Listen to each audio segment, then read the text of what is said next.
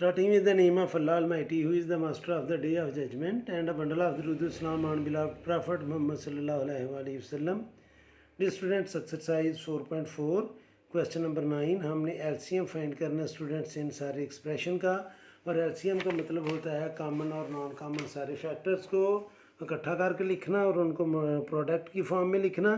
तो स्टूडेंट्स हम इन दोनों एक्सप्रेशन की फैक्टराइजेशन करेंगे। अगर आप नोट करें तो फर्स्ट जो एक्सप्रेशन है उसमें से कॉमन आएगा students, let me confirm the figure, 9a² b minus b। तो स्टूडेंट्स इसमें से हम पहले कॉमन लेंगे b और बाकी इधर बच जाएगा 9a² माइनस 1। अब ये जो ब्रैकेट में नंबर हैं हम इनकी फैक्टराइजेशन कर सकते हैं। तो हम इसको लिखेंगे 3a² क्योंकि 9² है 3 का, माइनस 1 को हम 1² लिख सकते हैं।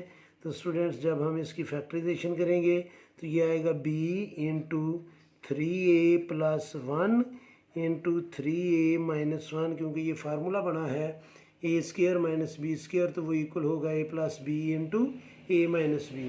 अब स्टूडेंट्स ये जो सेकंड पॉलिनोमियल है हमने इसकी भी फैक्टराइजेशन करनी है, और इसकी जब हम फैक्टराइजेशन करेंगे तो इसमें से आएगा कॉमन स्टूडेंट्स 2a और बाकी इधर बच जाएगा 3a प्लस 1, क्योंकि 6 में से 2 कॉमन लिया तो 3a² में से a कॉमन लिया तो बाकी ये, और ये 2a हमने कंप्लीट कॉमन ले लिया तो ये स्टूडेंट्स बाकी ब्रैकेट में बच जाएगा 3a प्लस 1। अब इन दोनों फैक्टर्स को लेकर हम इनके दोनों पॉलिनोमियल को लेकर इनके फैक्टर्स आगे हम लिखते हैं। तो मैं लिखूँगा 9a² b माइनस b, ये इक्वल है b into 3a plus 1 into 3a minus 1। और जो सेकंड पॉलिनोमियल है 6a² प्लस 2a, इसकी जब हमने फैक्टराइजेशन की तो ये आया students 2a into 3a plus 1। और हमने स्टूडेंट्स फाइंड करना है एलसीएम। एलसीएम का मतलब होता है लीस्ट कॉमन मल्टीपल, यानी कि जो कॉमन और नॉन कॉमन सारे फैक्टर हैं वो सारे हम इसमें लिखेंगे। तो इसमें b भी लिखा जाएगा, 2a भी लिखा जाएगा, और ये 3a प्लस 1 ये स्टूडेंट्स कॉमन है, ये भी ये लिखा जाएगा और ये फैक्टर भी लिखा जाएगा। तो एलसीएम आएगा students 2a multiply by b multiply by 3a plus 1 into 3a minus 1।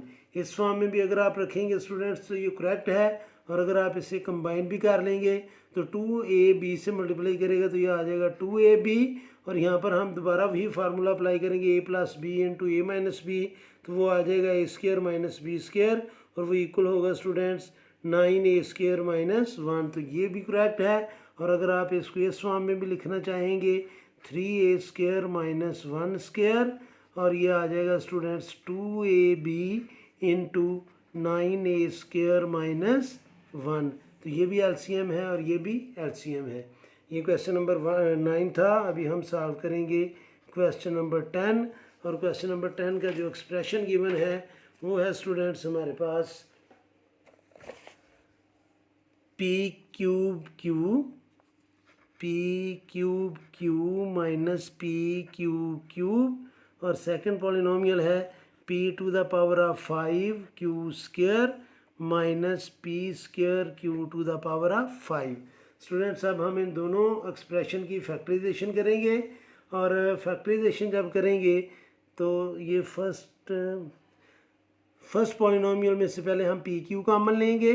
तो जब pq कॉमन लेंगे तो p³ में से p कॉमन ले लिया तो बाकी p² बचेगा, q हम कॉमन ले चुके हैं, माइनस p हमने कॉमन ले लिया, q³ में से q कॉमन ले लिया तो बाकी आ जाएगा q²। अब स्टूडेंट्स यहाँ पर थर्ड फार्मूला अप्लाई होगा, थर्ड आइडेंटिटी जो है a² माइनस b², तो वो इक्वल होती है स्टूडेंट्स a प्लस b, तो a की जगह p और b की जगह q into a minus b। तो ये हमने फर्स्ट पार्ट की फैक्टराइजेशन की, फर्स्ट पॉलिनोमियल की। अब सेकंड पॉलिनोमियल की हम फैक्टराइजेशन करेंगे। तो यहाँ पर स्टूडेंट्स अगर आप नोट करें तो p² q² हम कॉमन लेंगे, p² q² कॉमन लिया, इधर बाकी बच गया p³ माइनस इधर बाकी बचेगा q³, क्योंकि p⁵ में से p² कॉमन लिया तो बाकी p³ और ये q² हमने कॉमन ले लिया। ये पी स्क्वायर कॉमन ले लिया और q to the power of 5 में से क्यू स्क्वायर कॉमन लिया तो बाकी क्यू बचेगा। तो इसके जब हम अभी आखिरी फार्मूला जो है हमारा वो हम अप्लाई करेंगे स्टूडेंट्स, जो है A cube minus B cube, A cube minus B cube वो इक्वल होता है A minus B into A square plus A B plus B square के। तो ये स्टूडेंट्स हम इस पर अभी अप्लाई करेंगे तो ये ऐसे ही आ जाएगा P square Q square into P minus Q into P square plus P Q plus Q square.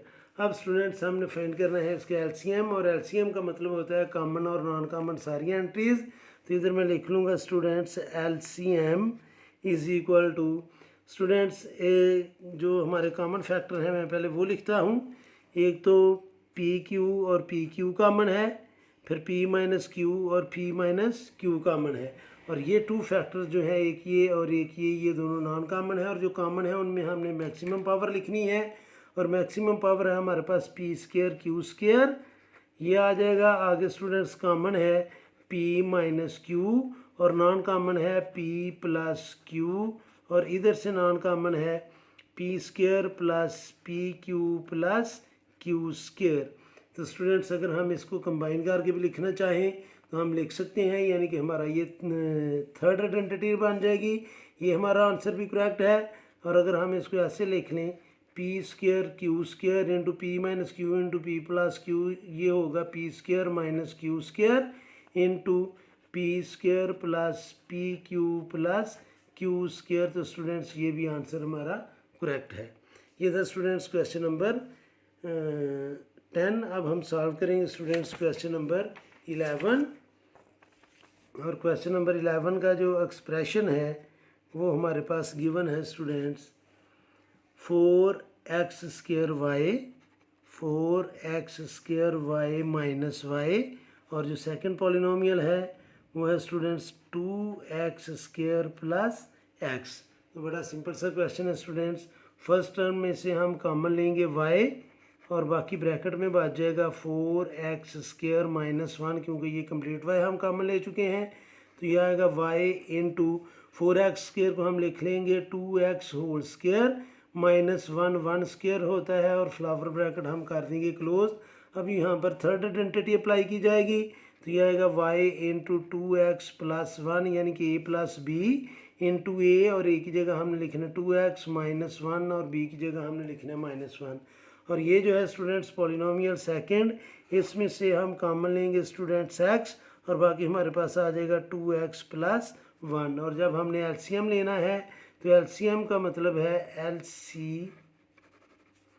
LCM के कॉमन और नॉन कॉमन सारी एंट्रीज। तो इसमें स्टूडेंट्स ये 2x प्लस 1 और 2x प्लस 1 कॉमन है, ये भी नॉन कॉमन है, ये भी नॉन कॉमन है, और ये भी नॉन कॉमन है। तो पहले हम लिख लेते हैं स्टूडेंट्स x को, फिर हम लिखेंगे y को, फिर हम लिखेंगे स्टूडेंट्स 2x प्लस 1, और फिर हम लिखेंगे जो नॉन कॉमन है 2x माइनस 1।